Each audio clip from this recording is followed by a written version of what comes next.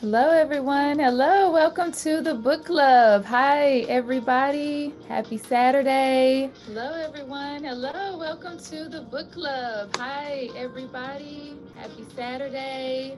Hello, everyone. Hello. I'm getting so many echoes. Are you all hearing that? I just want to make sure it's not messing with your audio. I'm getting so many.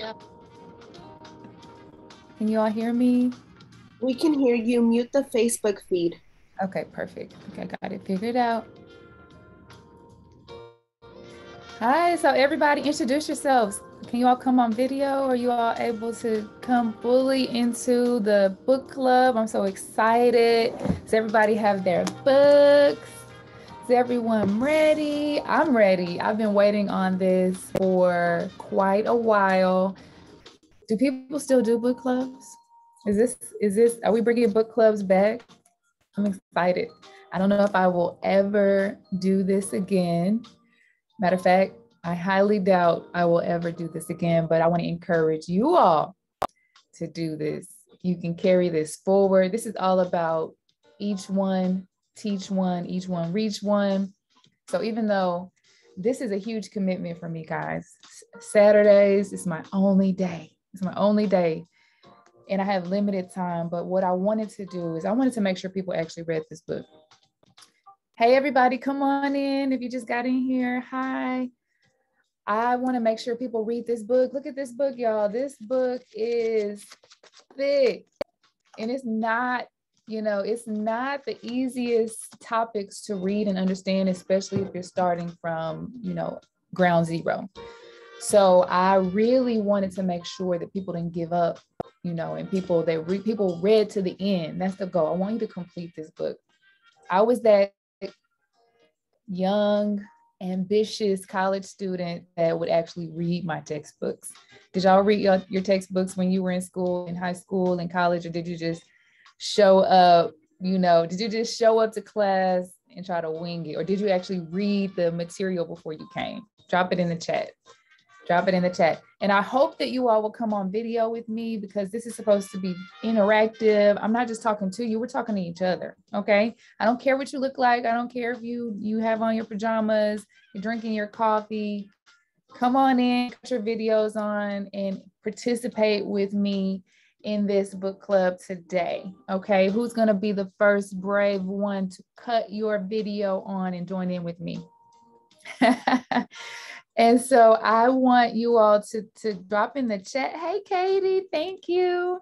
Thank you. Thank you, Allison. Yes, you got the baby with you. Yes, that's what this is about. It doesn't matter. Pajamas, grab your coffee. Listen, I cannot promise you that I will always look cute because I'm not here to be cute. When I'm out in the houses, I'm not cute. I have my boots on. I have on a hoodie, right? It's not about how you look. It's about getting dirty, getting your hands dirty and getting it done. Okay. Thank you, Liz. Thank you. Come on in, everybody. So answer the question, drop it in the chat. When you were in school, whether that be high school, college, did you read your textbooks before you showed up to class? Or were you one of those people that just, you were winging it? You were just, hey, I got it right here. I got it right here.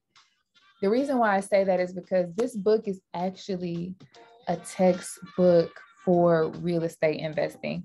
And I'm going to go ahead and cut off this beautiful elevator music so you can hear me. This is a textbook for real estate investing. So who wants to answer the question? Anybody chime in, come off of mute and let me know, what type of student were you? Anybody, come on. A student, B student. I made A's, but I winged it.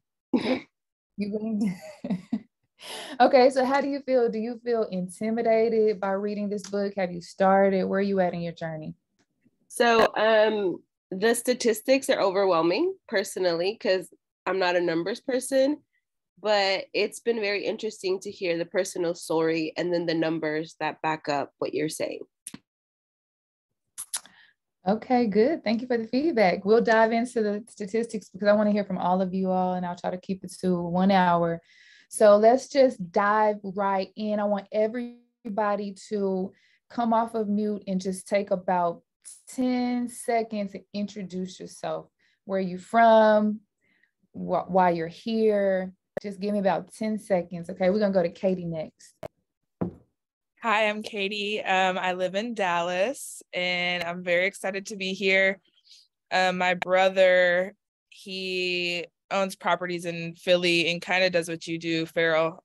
So I've just been interested in learning more about it and seeing how I can do it. I've always been interested in real estate, but just never knew how to start. So I'm excited. Wow, well, that's awesome. Did your brother not teach you? No. All right, so we're gonna fix that, because what you all learned, I want you to make me a promise that you are going to teach somebody else. You're going to start having conversations with your kids, with your sisters and brothers, with your friends. We're going to start having conversations about ownership. Okay, Allison, we're going to call on you next. Hey, my name is Allison Nickerson. I was born in Fort Worth, but I live in Dallas now with my husband and my 3 kiddos. And I have gotten this far in the book. And I am excited about this book because I have been exposed to the power of real estate, and for the life that I want to live and the life that I want to give my children, working a normal job is not going to cut it. And I have discovered that I am not a working a normal job type of person. And so I need to have a few things happening. And so I'm excited. My husband and I have actually been talking, and we're going to launch our first investment property by hopefully within the next month. And so I'm really excited. Yes, I'm really excited just to start somewhere and just grow. So I'm really excited about this book because I just get all the different tools and insights that I need in regards to owning property, investing in property, Airbnbs, different types of properties you're gonna have. So I'm excited about it. Awesome. Thank you, girl. You used all of those 20 seconds. I sure did. Okay, so Chloe says she just ordered her book. She hopes she has it by the next class. We'll make sure we get that shipped out so that you can have it. Okay, Chloe. So we're gonna go ahead and go to Samia. You ready? Hi, everyone. Hi, my name is Samia. I'm in Houston, Texas, and I think I have just interest in learning about real estate. So, and I do see, I follow Farrell on Instagram. And I see the great work that she's doing. So I figured I buy the book and learn from the best. I appreciate that. Appreciate that. All right. So who's next? Chloe? Hi, Farrell. This is cousin Kathy. Oh, hey, Kathy. I didn't even see it. I saw Chloe on the screen. Hi, Kathy. Yes. So good to I see saw you. that you wrote a book, and I'm like, I have to support my cousin. And then when I found what the book was about, I'm like, I'm in. And I have you to know, I ordered my book. I paid for shipping. I never pay for shipping. I don't believe in paying for shipping. Well, but I'm like, I'm going to pay for shipping. Thank you so much. You know what, guys? I wish I could sell my book for cheaper, but do you realize that 400 pages is so expensive to print and to ship? This book is heavy. Do y'all have this book in your hands? You feel how heavy this book is? I thought I should print this book. So I'm okay with that. Exactly. And I put 2 years of my life into that. So I guarantee you that will be a seed. It'll be worth it. Okay. We're going to go to Becky. That's who I see is next.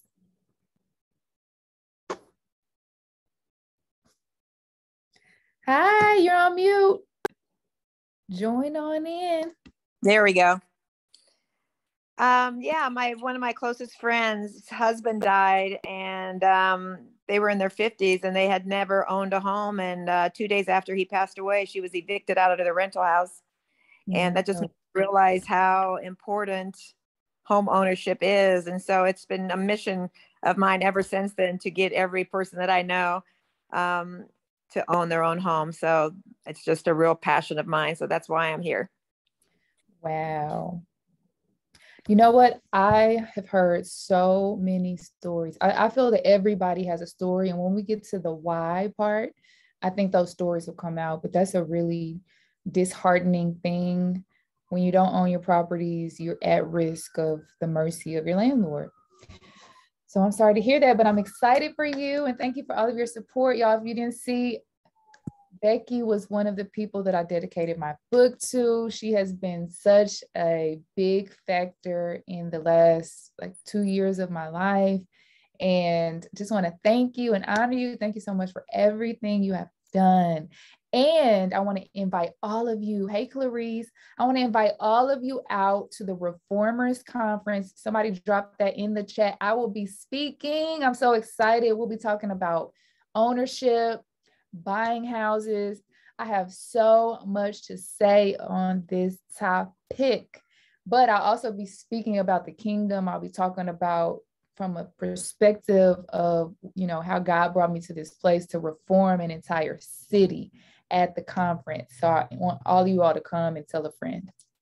Okay, that is on October 14th and 15th. We're going to do a bus tour of South Dallas. We're going to have a block party, tell the world. It's going to be barbecue. It's going to be amazing. Okay, now let's go to Clarice. Hi, I'm Clarice. I'm from Dallas. I went to high school with Farrell and have been a fan of her real estate journey since she touched back down in Dallas from FAMU, and have been excited to see her grow. Always can look to her for wisdom when trying to help my mother or other people who are looking to purchase homes, and have been really inspired. I have the book, but I've been traveling for the last month. So the book is in Dallas and I am trapped in DC right now. And so I do have a friend who read me the first chapter last night, and we shared our notes so that we could talk, so I could be for a book club. Wow, that's a good friend. That's a good friend. Well, we have goals. We have been out looking at real estate together, and I'm hopeful that I can replicate some of the success I've seen you have in Dallas internationally with building out some planned developments in Ghana. Ooh, you've been traveling too.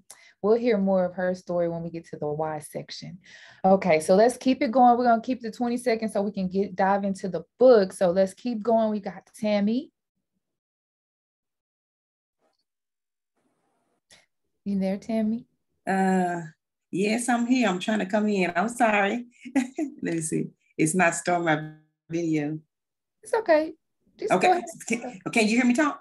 Yes, I can. Okay. Hi. Okay. My name's Tammy, and I'm from Arkansas, but I live in Forney. And Farrell, you and Money was my realtor. You so I just want to learn about real estate. I need to leave a legacy. That 9 to 5 is just not going to cut it. And I just remember those words coming from you, Farrell, and it's really inspired me when you said change my mindset, and that's what I'm doing. So I just want to thank you for that, and I'm looking forward to what's ahead. And would you share that you and your husband were first time homeowners, and how is everything going? How do you feel about it now? Oh, wonderful. Oh, I feel so much better. I feel like, that I'm we have accomplished something, you know, because we are older and we kind of started later also, but I mean, it's just, I mean, that's just where we are now. I know we can do it. I mean, you know, with your encouragement and your wisdom and everything that you share with us, I mean, it's awesome. So you can do it. You just have to change your mindset. Yes, yes, yes. Change your mindset, and you did. And she got a beautiful house, y'all. Praise the Lord. Testimony. Okay. Amen. All right, Brenda. If you can come on video, come on video. We want to see you. Hey, Brenda, can you hear me? If you can hear me, we can't hear you. Okay. Hello. Hey, tell us who you are. Hey, this is Brenda Moss, and I'm in Dallas. This is Armani's mom. And I don't have a book because I was waiting for it to come out on ebook, you know, because I'm visually impaired. But I've always been interested in real estate. And then with my son, who's been working with you, has really just awed me. So I'm really eager. And then I have some friends and they're kind of interested in it too. I've been telling them about what y'all have been doing as a team and everything. So it's been really been exciting to just hear y'all testimony and everything that y'all are doing. So I was like, I want to be part of this too. And of course, the money is not like the young lady spoke earlier. And she said her brother hasn't told her. Well, he's not telling me, but he said, I got you, Mom, because it's more so he wants to put me in a house. I'm like, money, I appreciate it. I love you for that, but Mama want to get out there too. So yeah, so I'm hearing about y'all stories and everything. And I'm like, let me have some stories to tell too, because I feel like as someone who's visually impaired, if I can get out here and invest in real estate, it will boost a lot of people up who probably want to, but afraid to. But when they see that you can do this and you have a disability, then, you know, they'll be more eager to, you know, jump in as well. Yeah. Did y'all hear that? Did y'all hear that? Thank you so much, Miss Brenda. I met with Miss Brenda, and I just want to tell them a little bit about you. I met with Miss Brenda. We went to lunch, and Miss Brenda was the first person to invest in our wellness center. Now, I told her the vision of what I wanted to do. Miss Brenda is visually impaired, but she could see the vision. She could see the vision when no one else could see the vision. I was telling people the vision. She could see the vision even though she couldn't see the vision. Y'all, God is incredible. It blew me away. It blew me away that she was so connected to what I was describing, that she was the first person to invest in our wellness center. And y'all heard that. She said, Mama wants to invest too. Okay. Tell your moms. I forgot your parents. Go tell your parents. Go tell your grandparents, because you can invest and you can own at any age. All right. We've got 3 more people and then we're going to dive in. So Shanika. Hey, we can't hear you. Can you hear me? Yes. Okay. So we went to high school together, but I was in your sister's grade. So when I saw your face at Trinity, because I go to Trinity Church, I was like, okay, I'm gonna just see what she's doing. So quick story about me. Last year, I had a brain aneurysm and a stroke. And it pretty much took away my ability to earn income for almost a year. And I remember going through that thinking, what about my kids? Like, what am I going to do for my boys? And so now I'm trying to do something so for them, hopefully no one ever will experience that. But if something does happen, you're not trying to figure out, what am I going to do about my bills? Things are just piling up. I want to make life easier for them. Wow. These stories are getting better and better, guys. These stories. So, wow, I really appreciate you. Oh, here's one of them. Hey, babe. Hey. Wow. I mean, are you all not inspired? Did you hear her why? Oh my gosh. Okay. Now, Roscoe is my relative. He is incredible. He can cook.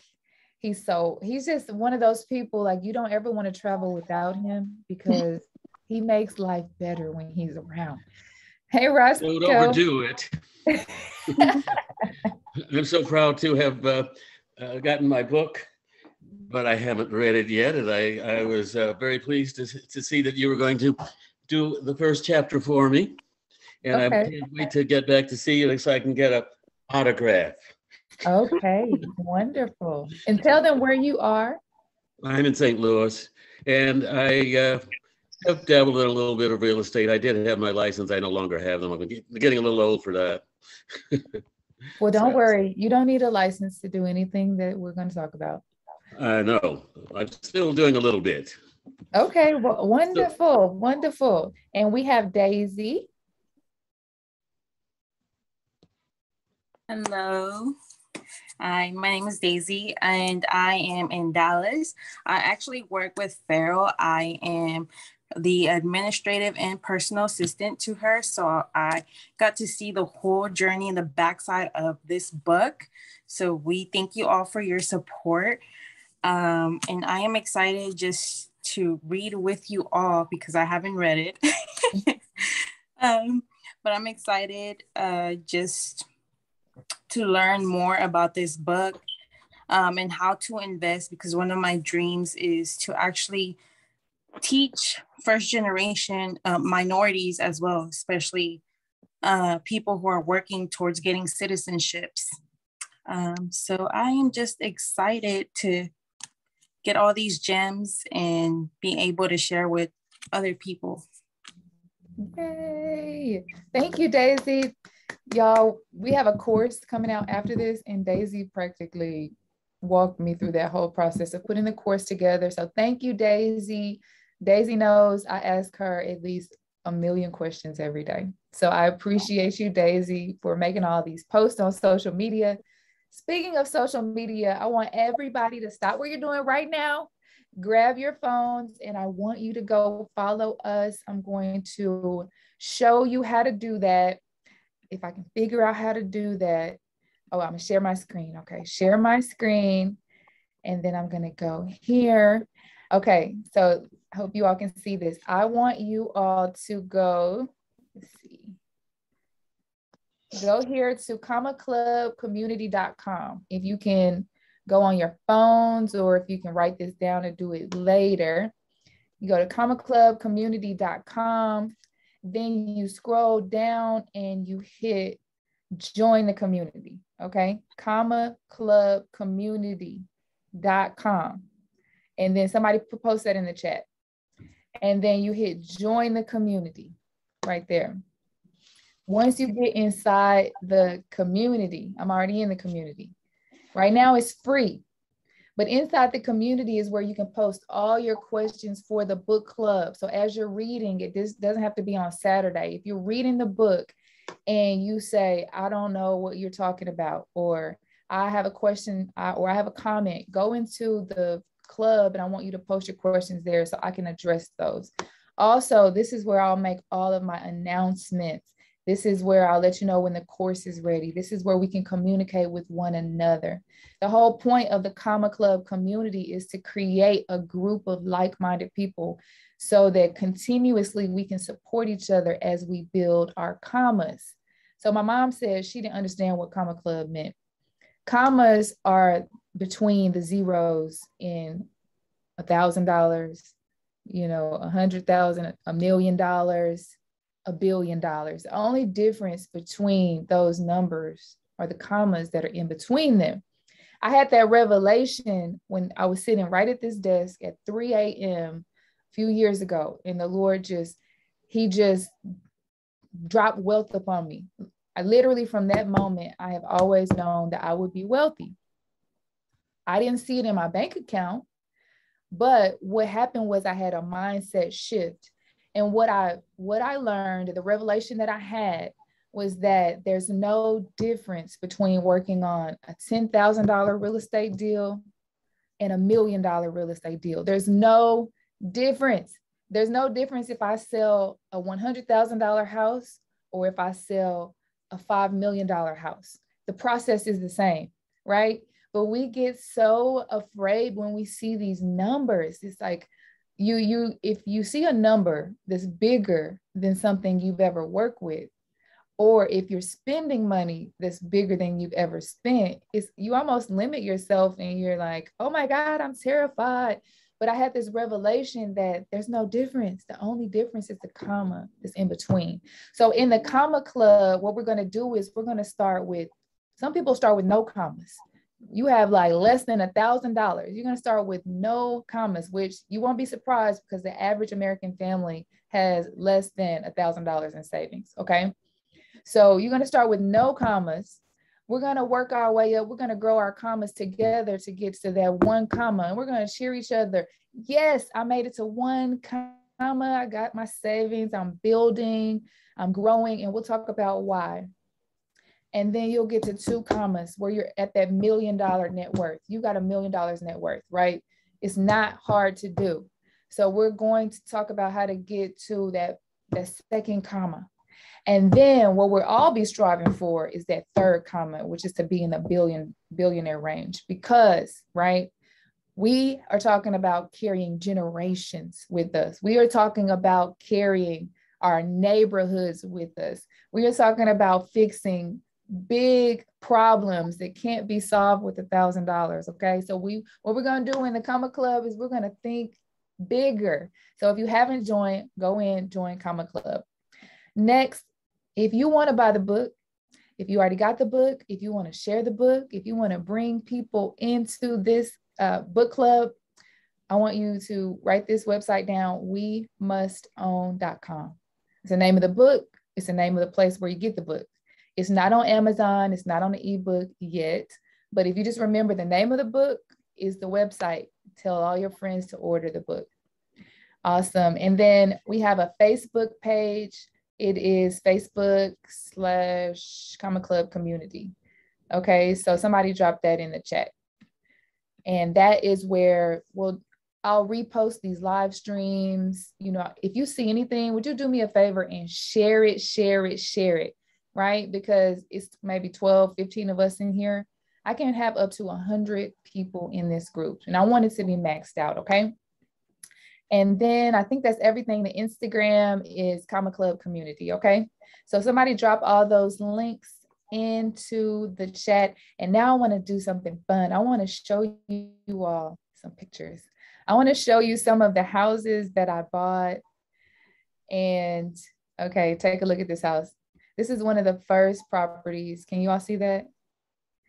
This is one of the first properties that would y'all have bought that? Somebody chime in. You see this house? Would you have bought that? Look at that. Would you have seen this and said, oh, I want to spend my savings account on that? Would you have bought that? Look at the roof. Anybody chime in? Let me hear you. I've done it. You did it? Okay. Does this entice you? What do you feel when you see this? Come on, guys. Come on, girls. You gotta have that vision. I would have never spent my money on that house, Farrell. Okay, this is some of the process. Let me see if it'll let me show you the videos. This is, look, you're looking at the dirt. Under this house, there were actually, did you actually measure it? There were actually tree stumps holding this house up. There was no foundation. It was built on tree stumps. This house was built in, I want to say 1901. So, I mean, these houses are old, right? Let me go through the process a little bit. This house was owned by, well, it was owned by what I call a slumlord, and it was being rented to drug dealers. And this house, there was a little boy that lived in there. He's probably about 2. He was walking around in his diaper barefoot. His mother was living in there. She looked like she was being abused. Just being honest from my experience, she was very fearful. And there was a teenager that was living in there, and his room ceiling height he was probably 6 foot tall. The ceiling height was like right touching his head. This house was so out of code. It was very extremely poor construction. It had rats. I mean, I've seen some things, guys. And I had an opportunity to buy this house. And my first thought was, what if I get killed? Like, how am I going to get this drug dealer out of this house? So I would show up, my husband and I would show up, and I would make him come with me. And we would have to address the people inside, and they would be having their meetings, you know, they would be doing their what shall I say, they're planning for the day, and they would be distributing all of their work materials. And we would have to wait for them to finish before we could speak with the person that was actually renting the home to inform him that we needed to do an inspection, or we needed to bring our banker by, or we needed to, you know, we're trying to have a real estate transaction in the middle of a Power episode. Have y'all ever seen Power? Like, we're in the middle of a Power episode of drug deals, and we are negotiating with the drug dealers to get them out of the house.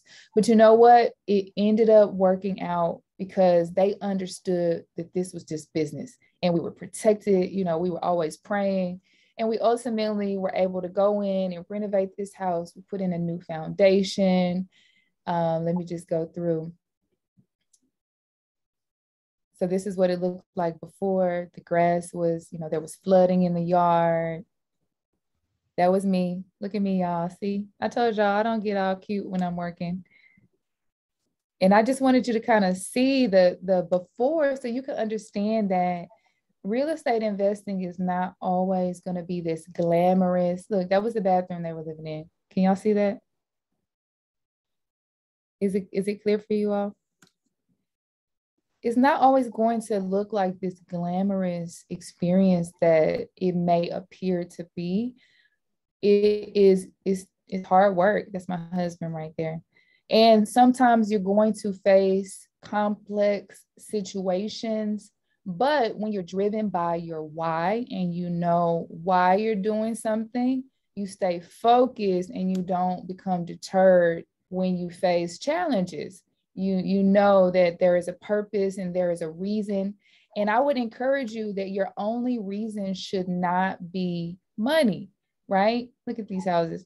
Your only reason should not be money, because if you're just here for the commas, let me tell you, you're going to be spending commas before you're getting commas. So if you are not in it for the long haul, and we're going to talk about home ownership and investing. If you're not in it for the long haul, you might be deterred when you face these really distressed properties, right? And we'll talk about in the book, this isn't the only method of investing. You don't have to do what I do. There's many investment strategies, and we'll talk about all of the investment strategies next Saturday. So don't fear, you don't have to do this. This is not what I'm promoting. I'm just kind of giving you a little bit of my backstory. I was hoping to get to some of the finished photos so that you all would feel more encouraged. Let me figure out how to do that so that I don't scare you away. Let's see if I can get down to, let's see, do we have any? Daisy, help me. I'm just kidding. I'm just kidding. Let's see if we have any. Let's see. Let's see. No, I'm a real estate agent. I am not a technical person. Okay, so this is one of the houses that was almost finished. You see the exterior is almost complete, right? So they get better. That's my point. That's all I'm trying to say is the houses get better over time. It's a process. It's with everything. You know, you take it down. It's ugly at first. You're wondering, what did I get myself into? And then as you continue to work through the process, it improves, it improves, it improves until you have something beautiful. All right, the end. So I really want this to be interactive. I really want you all to dialogue with me. So does anybody have any comments? How does what I just showed you make you feel? You know, let's talk about ownership. Let's talk about investing. Tell me, based on what you read in section 1, based on what you read, let's get into your why. Let's get into your why. Before we do that, I want to drop some statistics on you. I want to drop some statistics on you. And then I don't know how to mute that. Then I want you all to come back after I've said, you know, this is why we need to own. I want you to tell me what's your personal why, okay? So, couple things that I wrote about in the book, and I don't know where they are right now, but let's go to the facts page. Let's go to the facts page. And your pages may be different, but one thing that I learned is that there is a wealth gap in America. Have y'all ever heard of the wealth gap? Chime in. Has anybody heard of the wealth gap? Do you know what that means? Yes. Okay, what does that mean? What does that mean, Nika? So basically there's a difference, there's a disparity in different races of the amount of wealth or generational wealth from one generation to the next, depending on the race. Sorry. Yes. Anybody else? You know what the wealth gap is? What is the actual wealth gap? I think in my experience, the wealth gap is the lack of, like, when you look at predominantly wealthy people, investments and stocks and stuff like that is something that's discussed at the dinner table for people that have inherited wealth. So the wealth gap isn't necessarily money, it's the knowledge and the shared knowledge of how to keep, maintain, and grow your money and make it work for you versus working and exchanging your time for money. All right, so let's talk about the statistic. The 400 richest American billionaires have more total wealth than the entire Black population in the United States. So 400 people combined have more wealth than the entire Black population. Now, doesn't matter what your race is on this Zoom. This is not bringing us into us versus you or this versus. This is not what this is about. Because once we dig down to these statistics, we'll realize that it's not necessarily individuals that are causing this. It's systemic, it's historical. And once we know the history, then we can not just continue to restate the narrative, because continuing to say the same thing over and over, this is the problem, is not going to change the problem. We have to be the change. We have to do something different if we want something different to happen. So the wealth gap, there is a $10 trillion wealth gap between whites and Blacks in America. $10 trillion. So when you compute it, that means that economically, you know, half of the country is so far in a deficit that when it comes to ownership of businesses, ownership of property, when it comes to being on food stamps or needing public assistance, you can't just look at a group of people and say, you're lazy, you need to work harder, you need to get a better education, you need to do better. It's really hard to pull yourself up from a $10 trillion deficit. So that is what the wealth gap is about. The whole government is looking at ways to solve this wealth gap because we don't want people to be wealthy. We don't want people to be dependent upon social welfare. We want people to be empowered to survive, to feed their families, and not just survive, but to thrive. We want people to be empowered, like Clarice said, to go to Ghana and to invest in other countries.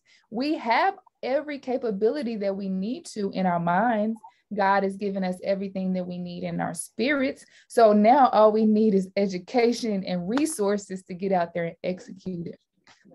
Let's talk about another statistic. Let's talk about home ownership. So there is who wants to tell me the statistic about home ownership? Anything that you read or anything that you learned about home ownership or ownership?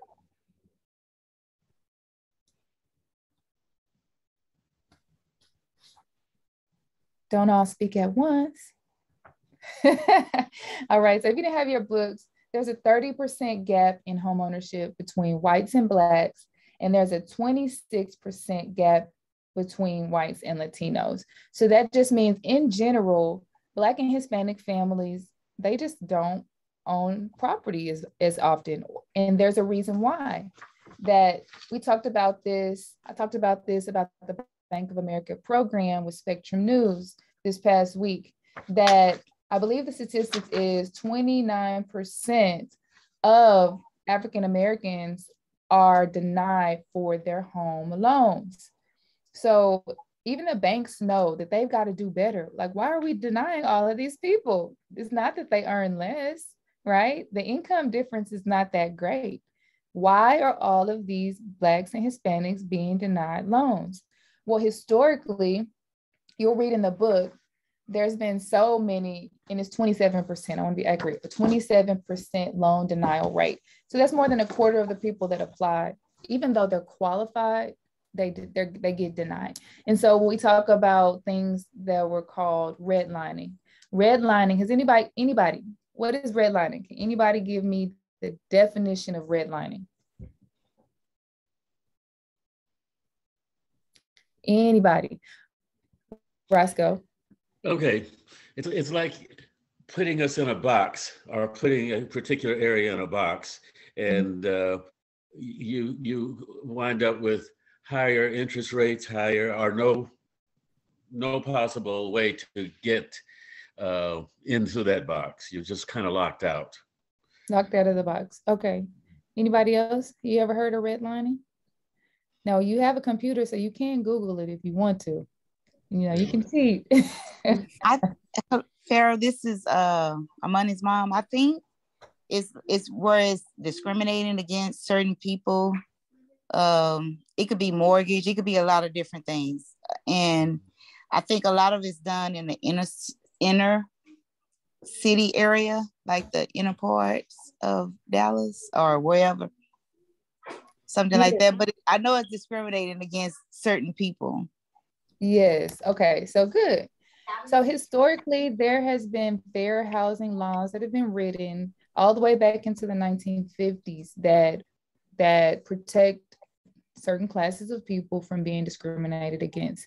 There has been mortgage law that has been written and rewritten and rewritten and rewritten because historically, lenders have excluded groups of people from the opportunity of ownership because they were deemed as higher risk. And even to this day, 27% of these groups are still not given access to loans. If you can't get a loan, then how will you own property? Because most people, I think it's 96% of people use financing when they purchase a property or an investment. So if 96% of those individuals can't get a loan, or if 26% can't get a 27% can't get a loan, then how are they going to access ownership? Redlining. Oh, Allison wants to go. Let me not give the answer. I just had a question. Oh, you had a question? Okay, well, let me finish with the answer for redlining.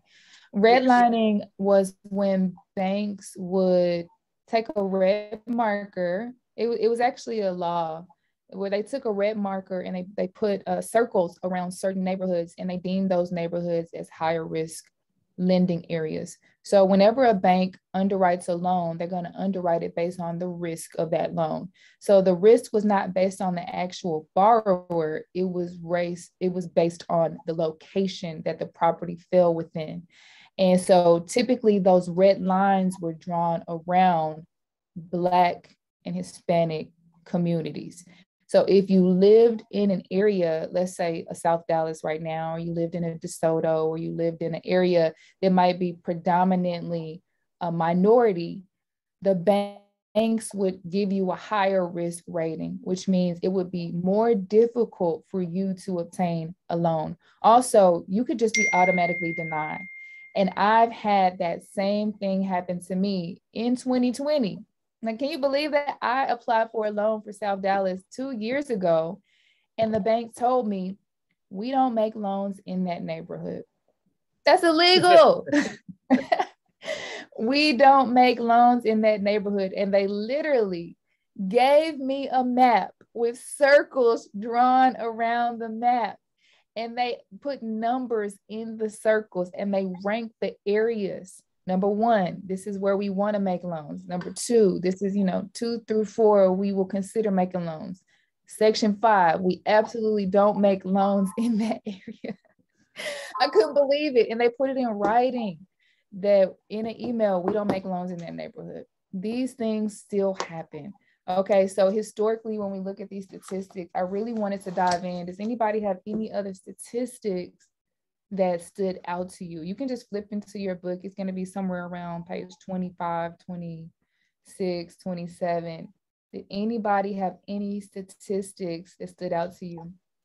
You know, when you look at women in commercial real estate earn 10%. They earn 80 to 86 cents for every dollar that a man earns in commercial real estate. You know, that was a statistic that kind of stood out to me. Let's see what else. You know, there's just the information about that 1% of minorities work in commercial real estate management roles. So what I do as a real estate developer, I represent less than 1%. Someone like me represents less than 1% of having a leadership role in commercial real estate. Allison, go ahead and ask your question. I was going to ask before you explained it if redlining was very similar to that lady that was on the news who she was selling her house. It was a Black lady that was selling her house, and they had already given her like a number what her house was worth, but she couldn't make it to the signing, so her white friend went for her, and the house then became like $100,000 more expensive once her white friend arrived. After you explained it, it's not the same thing, but that's why I was asking. I was like, oh, like, is that kind of the said thing with the redlining? But that was my question. You explained it. Okay, we'll talk about that in a later section of the book when we get to appraisals. So we'll talk about the devaluation of communities, and that's something that has happened, right? You know, if your property appraises $100,000 lower, if you're buying a house, you're like, oh my gosh, I get to get this house $100,000 cheaper. But if you're selling the house and you know your house is worth $100,000 more, you just lost your wealth. That was your wealth. That was what you would pass down to your children. So wealth is lost when we get low appraisals. And that's something that we'll talk about in later chapters. So since I've talked so much, I really want to get into the why and let you all talk for this last 10 or 15 minutes, okay? We can come back and go over any facts or any comments that you have at the end, but I really want to give you all the floor and let each one of you all tell me what is your why. And as you answer that question, I want you to answer really these questions. Somebody type these questions in the chat. Why does investing in real estate interest you? So you can answer any of these questions. Why does investing in real estate interest you? How many properties do you desire to own in the next year, 5 years, 10 years? If money were no object, how would your vision change? Somebody writing these down? If money were no option, how would your vision change? How many properties do you desire to own? What are your top 3 reasons? Y'all help her out. Somebody write in the chat. What are the top 3 reasons you want to invest? And what are your top 3 barriers stopping you? What are your top 3 reasons? What are your top 3 barriers? Is generational wealth important to you? And if so, who do you plan to leave your assets to? Have you thought about that? Have you thought past yourself? Okay. How much income do you need to earn from real estate to replace your annual income? Y'all ready for this? And then what impact do you hope to have within the communities where you invest? Okay, you can pick any of those. I want everybody to answer at least one question. Okay. All right, who wants to go first? Katie? I can go. Okay. And so in regards to the vision, move forward, I want to invest in real estate for the passive income. But the type of real estate that I would really love to invest in would be multiplex, duplexes, like maybe like 4-unit homes, things like that. And then how do I hope to help in the community? I would love to help moms within the community to learn how to invest and do things so they can learn passive income as well, or raising their family. And then also teach like my nieces and nephews, of course, my little children, that they don't have to necessarily, you know, work a job to get extra money, to get all this money. They don't have to do overtime. They can have properties and real estate where they don't even have to necessarily be like the everything, the manager, the everything, but they could be making the income with that as well. Mama. Yeah. Love it. She's got her why. I can go. Okay. Yeah, I think for me, my why is twofold as well. I currently work at a church, and I would love to not have to take a salary from the church, because I know that that money could be allocated elsewhere, just towards mission or vision or whatever. So to make passive income as well. But I also think, because I grew up in South Dallas, so I think that I just really am inspired by what you do, Farrell, by like making affordable housing for people in our community. So growing up with a lot of friends who had to be evicted or had to, you know, switch cities or had to live with grandparents and stuff just because they couldn't afford housing, or their parents couldn't afford housing. So just making that available to friends and family and, you know, people from our church and community.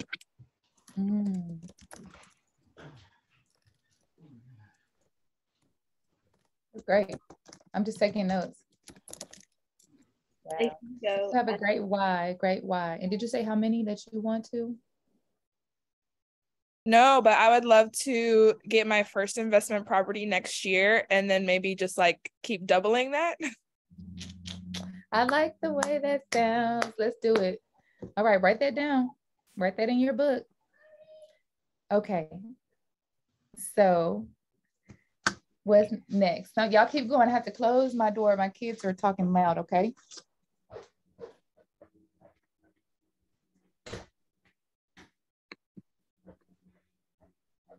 Come on. Who's next?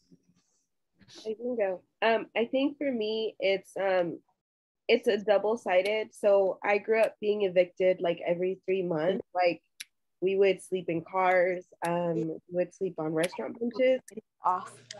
And so for me, it's like owning and then being able to multiply that, but also culturally, like I'm expected to take care of my parents. And I used to say that I was never going to do that, but I understand that they're limited by what they know and what they've always known. And I have the capacity to dream and see big with God.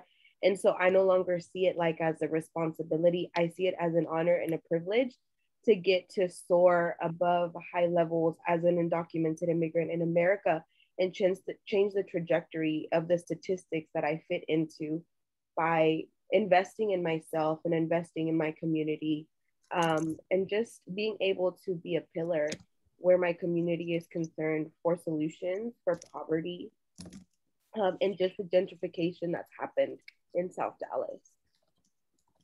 Wonderful. Wonderful, Liz. That was huge. You got a big vision. I love it. I think you can do all of it. I know that you can do all of it. You will do all of it soon. That's why I got you right. Okay, who's next? Come on, y'all. Get excited. Get excited. I've seen a lot happen. I want to just, let me just, I'm going to give you an example. My neighbor came to me and he said, I really want to invest in real estate, but I don't have any money. But he had his eye on the property next door. I said, okay, well, let me give you a strategy. It's in my book. I said, go to your next door neighbor who's been working on this house for like 2 years and he hasn't been able to remodel it. I said, tell him you want to become his partner. And he invests the house. You invest your money or get a construction loan to fix it up and you partner on it. And then you split the residual income. You don't need to put any of your own money into it because his house is enough equity to leverage that to get a loan. So he was just baffled by that because he was thinking, oh, I got to go work another 2 years to save up some money to be able to get enough money to be able to do what I want to do. I said, no, you do it right now. Go talk to your next door neighbor. He came back to me less than a week later, asking me to give him a partnership agreement. Now, I'm not an attorney, but he asked me if I could help him through a partnership agreement because his next door neighbor agreed. So right now, he is working on, his neighbor owns 6 properties, and his neighbor wants to partner with him on all 6 of those deals. Do you realize how possible what you want to do is? Don't put barriers in front of yourself because you don't have money. Just get the vision, and whatever you want, write it down. And then we will talk about over the next few weeks ways that you can get through the barriers that stand in front of you. Okay, who wants to go next? Busy. Who wants to go next? Who wants to go I guess. next? Okay. Oh, go ahead. I can go next. Or Miss Brenda, you got it. You were off mute first. I'll let you go. Okay. I guess the first question I want to answer is I want to have about 10 properties. Okay. And the reason being for that is in the event of something happening to me, I have 5 grandchildren that I want to leave properties to, and then my children as well. And with the other properties that still remaining, they can rent them out, do Airbnb or whatever, they choose to do that with that and split the money. And one of the biggest reasons why is, I guess that's it right, right there. I want to leave some kind of wealth for my my children and my grandchildren, which 3 of the grandchildren I'm raising myself. So they're going to need what you would call, I guess, a head start, I guess you would say. Man. And another reason is I know a lot of people such like myself who has a disability, not just being blind like me, but they have other disabilities and they're sitting back and they are wanting to, have money come in. But if they go to work, they cut your check. You make $2, they take 1. So it's like it's no gaining, it's no benefit in going to do a 9 to 5. They don't see a way out. And I know this way I will be able to reach out to a lot of people with disabilities and give them ideas on how to make money and just leave Social Security alone altogether, until you need it later on down in life when you retire or whatever. But that's one of my other reasons, because I think back when I was in college, and now these people were sighted, they could see, and they were struggling with math, the college algebra. And it really touched me because one of my tutors that I had, because I struggled too, and I was about to drop out of college. I was like, I can't do this. I'm too old for all this. So ain't no need to be going on finishing the other classes, and I can't do the math because I'm not going to get the diploma. But I got a tutor. He tutored me, and I went through it like nothing, straight A's in math. And so one day I was walking down the hallway, and my tutor, it was another lady, like I said, she could see, and she was about to give up.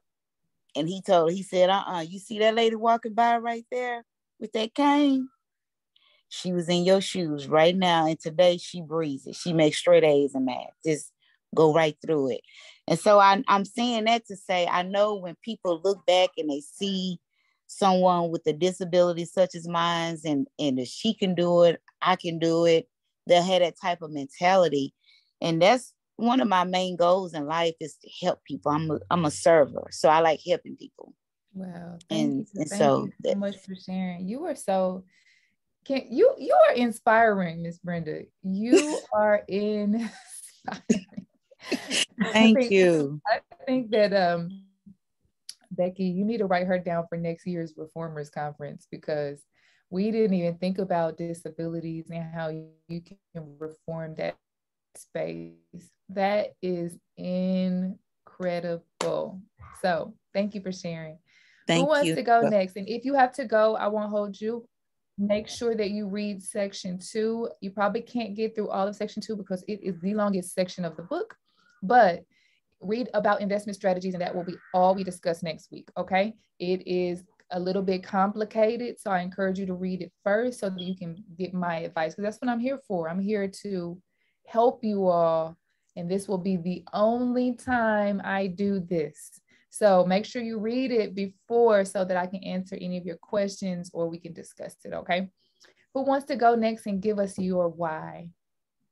I can go next. So okay, my why, I have business and personal why. As a urban farmer and agriculture herbalist, for my business, I want to secure land so that I can streamline my production process. And I know that I'm getting the herbs and the plants that I'm growing, and also to have farmland to help other people who want to grow and to be able to co-op with other business owners in that way. For my personal why, I researched my family's history and found out that right after the Emancipation Proclamation, my father's family had 200 acres of land in East Texas. And throughout the generations, that land has been sold between the Black Chris's back to the white Chris's. And so for me personally, I have a goal of getting 200 acres of land so that I can restore the property that was sold for various reasons in my family throughout time back to our bloodline, so that we have that land again, because you can't create more land. So I want to make sure I get in where I fit in. And also growing up in Oak Cliff, South Dallas, watching what has happened over the last 10 to 15 years, being on the planning commission and learning very quickly and rapidly that we think we see what's going on and it's happening right now, but these are plans that were laid 10, 15, 20 years ago. And so knowing that I'm in my late 30s now, but what is this city going to look like 20 years from now, and what will be available to my children and their legacy? And how do I capture something now so that I'm not left out and I'm not complaining about, oh, I'm priced out of my community, I can't afford to live here. I want that security for myself and for my family. And so over the next year, as a personal goal, I would like to own 3 properties, 2 of those being investment properties in the US, 1 being an investment property in Ghana. For my business, I would like to secure 10 acres over the next year.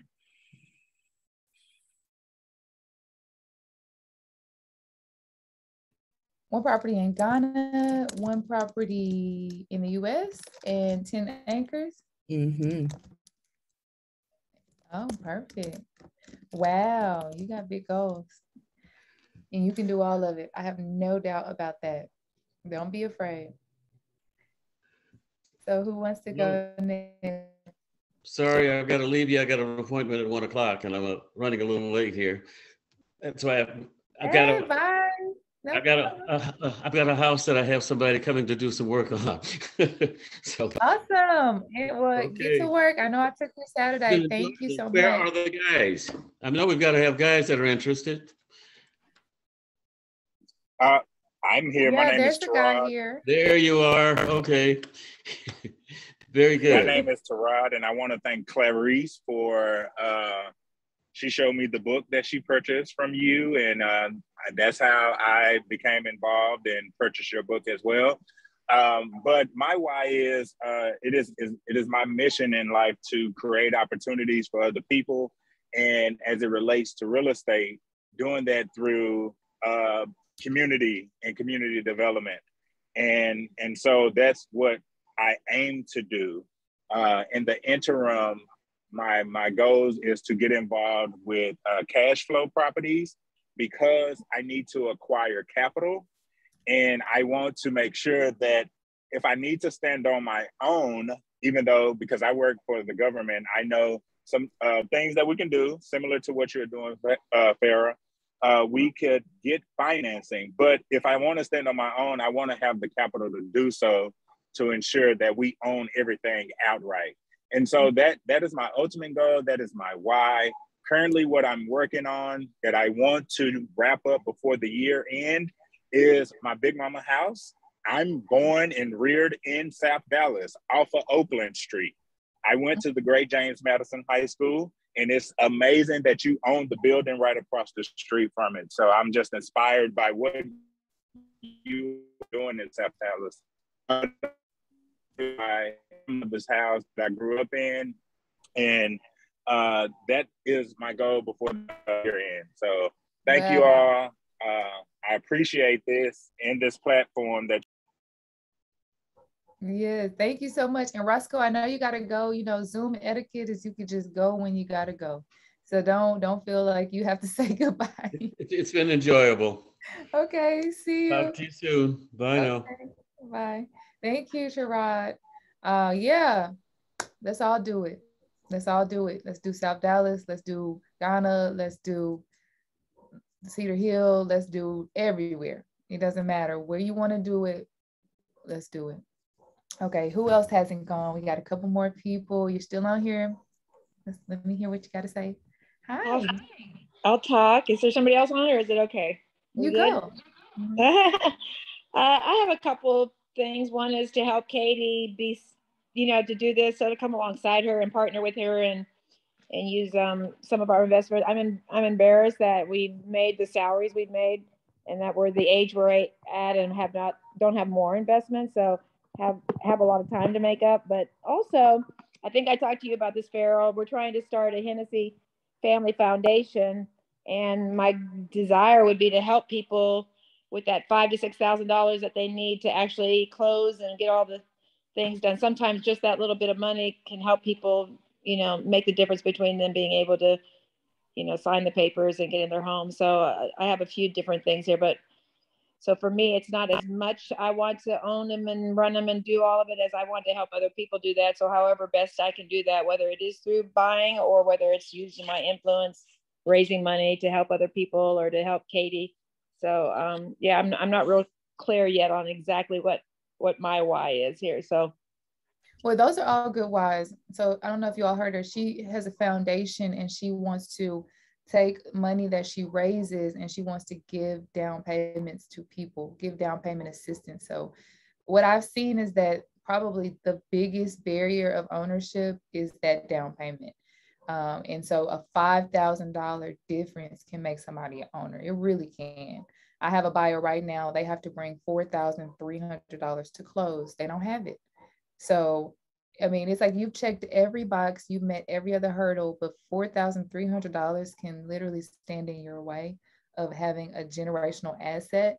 It seems like so little to some, but it takes so long to save that much money when you're working, when you're earning, and you're at that poverty line or you're just above it, or even if you're a hardworking family in this economy, in this global economy, saving up $5,000 is difficult. But I applaud you, Becky, for that vision. That's awesome. So did we get everybody? I think we didn't get Tammy and Samia. Oh, we still got a few people. I'll go next. Okay. All right. So I have several whys. I guess my first why would be to be a homeowner. I do own my home now, but it's by default of inheriting the home. So it's not a home that I think actually you're breaking went up. out. Did we lose you? Or is it me? Maybe me. It's you, Farrell. Is it me? So it's not a home that I actually went out, picked out for myself and purchased. It was a home that I grew up in. And I would like to just own my own home, a home that I wanted, a home that I picked out. So that's one of my whys. The other why is I'm getting close to retirement age and I'm a late bloomer. I don't have a lot saved up for retirement. And so I want to ensure that I have a good retirement. I want to be able to leave my children and my future grandchildren a legacy, something that they can be proud of and something that will make their life a lot easier than the life that I had or the life that other minorities have. Because, you know, like Farrell said, not owning your own property and stuff, that you succumb to whatever the landlord say or whatever. And I don't want that for them. I want them to be able to have security, have something to look forward to, have something that they can build on in the future. And my other why is I like to have a passive income where I don't have to go into an 8 to 5 every day, but I can still earn an income at something that hopefully I will enjoy doing, because I'm interested in real estate and investing, and I hope that I will enjoy it and I can make money from it. And my last, as far as how many properties I would like to own, I don't have a set number. It's whatever God leads me to own. So if it's 1 property, 10 properties, 100 properties, wherever he leads me, that's where I'll go.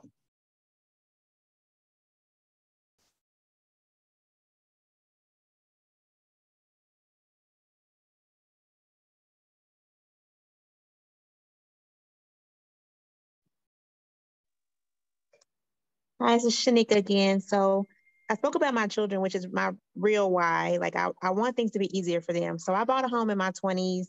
I started practice when I was 30. I'm a dentist by profession. So I did things, but it was hard. You know, it was hard, especially to maintain those things. So I would just like to make things easier for them. Like, so if they're not trying to figure out what they're going to do with their futures, and my hope is that they will never work for anybody for the rest of their life. I want them to start off as entrepreneurs at whatever age that may be and continue that and hopefully teach their children that. And that way we don't have to get stuck in the employment trap, which I've been an employee. It's not a bad thing, but I just feel like it's so much more available, especially in entrepreneurship. That's my why. Awesome. Okay, so who was next? Who's missing? Hi, this is Tammy. Hi, Tammy. Hi. Okay. So my why is I just want to be able to increase my income. I'm getting close to retirement age also. And I just want to have something else to do, you know, that I want to do that can make a difference, you know, in people, people in my family. We only have 1 daughter. And also I want to be able to help single mothers, you know, if I'm able to invest and have extra income and teach them. So, you know, sometimes single mothers, they just have themselves and their babies and they don't have anyone else helping them. So that's my why. Thank you. That's a very good why, Tammy. That's amazing. Thank you.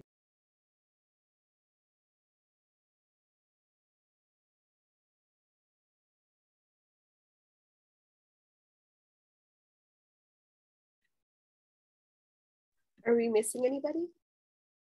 She's back. I'm sorry. My Wi-Fi went out. I'm just like, really right now? What did I miss? So you missed Shanika's and Miss Tammy's why. Shanika said she wanted to create an early pathway to entrepreneurship for her children. And Miss Tammy just has a big heart for single moms. And I'm just like summing it up because they both had really amazing whys. But yeah. Awesome. So is there anyone left to go? Yes. So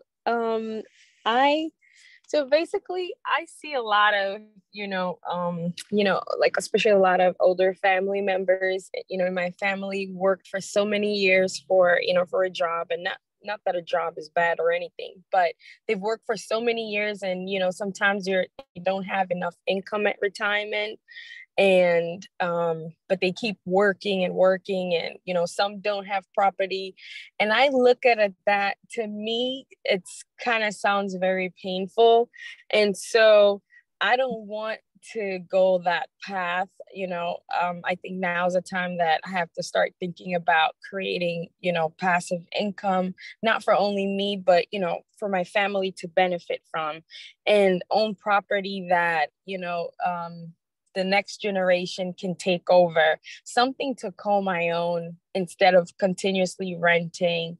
I could leave for my children, my grandchildren could benefit from it down the line, and also something to give to my mom, and other family around me.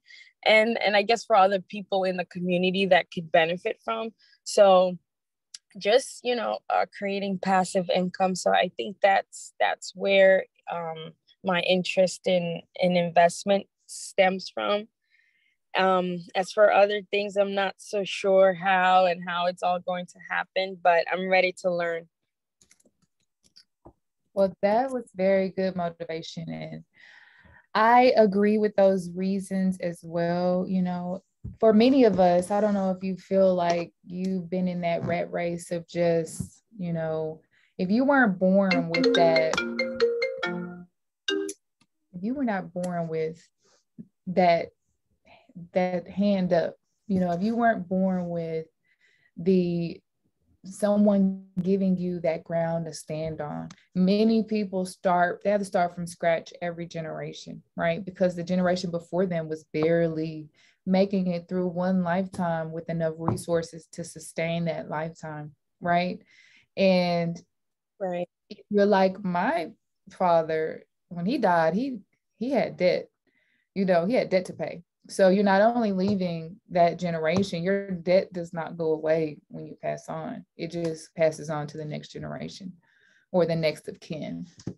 So these are all really exceptional reasons. I can't tell you what your why is. I can't tell you what your goals should be, how many properties you should pursue, how many commas you should pursue. But once you have written that down, and I really encourage you to go to that page in the book, answer all 8 of those questions on paper, in a journal, and take the time to really think through why, and everything that you said, write it down, and then make a commitment, and then pray over that, and just say, this is what my goal is. This is what I plan to do.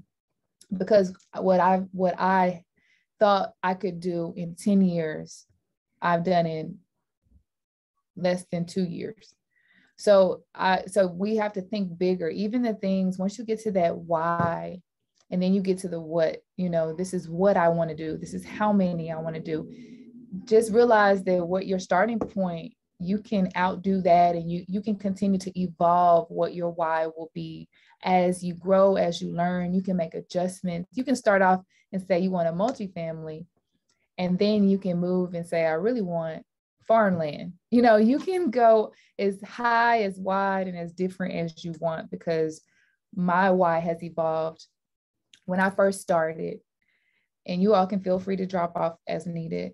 When I first started, my why was I wanted to be able to get milk and juice, because at the grocery store, I always had to put something back. I would get to the register and I'm like, oh my gosh, I can't get the milk and the juice. Which one do I really want? And my why was being at a point of financial freedom where I could choose, where I could have options. And, I think it was in 2014, my income that I reported on my taxes was $12,000 a year. And the person that files my taxes, every year that she sees me, she says, wow, your income keeps increasing and increasing and increasing. You're really doing what you said you were going to do. I've been doing this for 7 years. So that was 8 years ago. My income was $12,000. I remember writing down on a piece of paper, and I was a tutor. I was an economics and business school tutor for SMU. And I realized I had hit that ceiling, and there was nothing else more for me that I could do. I was really good at teaching, which is why I wrote this book. But there was a ceiling, there was a financial ceiling over me. Now, I had a background in corporate America, and I won't waste your time talking about that right now. But I had a son, he was probably a few months old, and I wrote on a piece of paper that I wanted to earn $21,000 a month. And when I took that turn into real estate as a real estate agent, my first month, it took me 6 or 8 months of working where I didn't make any income. But that first month that I earned income, I made $21,000 that month. And I just remember looking at the piece of paper on my journal realizing that I actually did what I wrote down. And so I'm giving you that story because I want you to write down those 8 questions, and I want you to put it on paper and put it up. I have a board right here by my desk. I have the pictures of my books.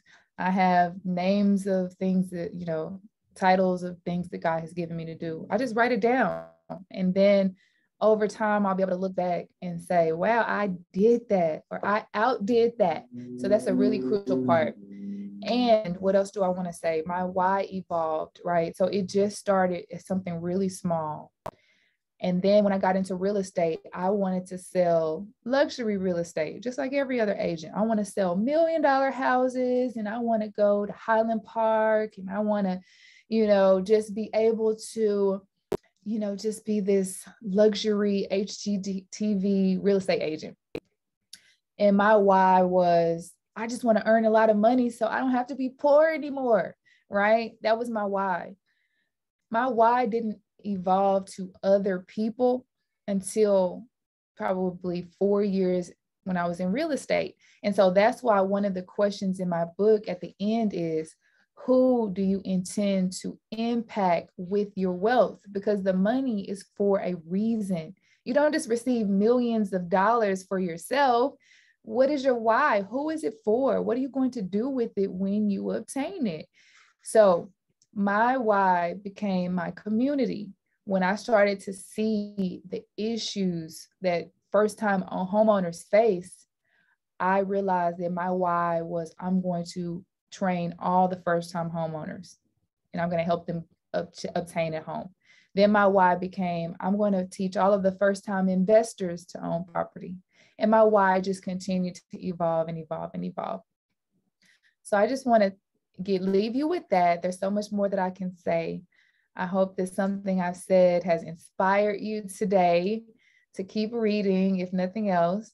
We'll come back next Saturday at noon. And the following Saturday will be Reformers. So I will have to figure out a different time because I'll be speaking that Saturday. So either I will just cancel for the third Saturday of this month, or I will figure out a different time. But either way, I want you all to move forward with section 2, read about the investment strategies, and come prepared with your investment strategy or your investment approach that you intend to execute first. All right. Anybody have any last minute comments or anything you want to say before we close? Nope. All right. Well, I just want to pray over you all. If you are willing to receive that, I'm going to pray for you. If you don't want me to pray for you, you can leave now.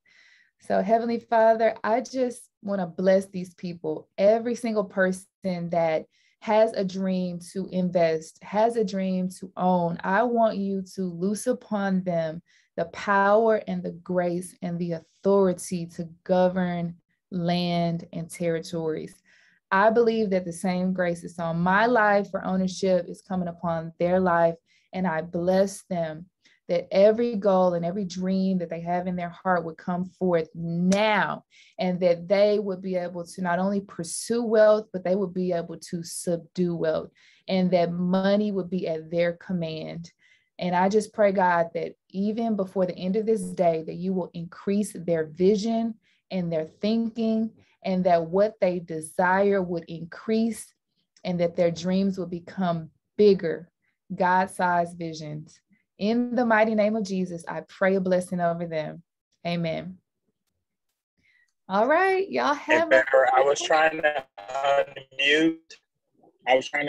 Thank you for everything. I know I jumped on late, but my takeaway from what you just stated is, who are you trying to impact with your wealth? And so I would carry that with me throughout the rest of the day and think on that.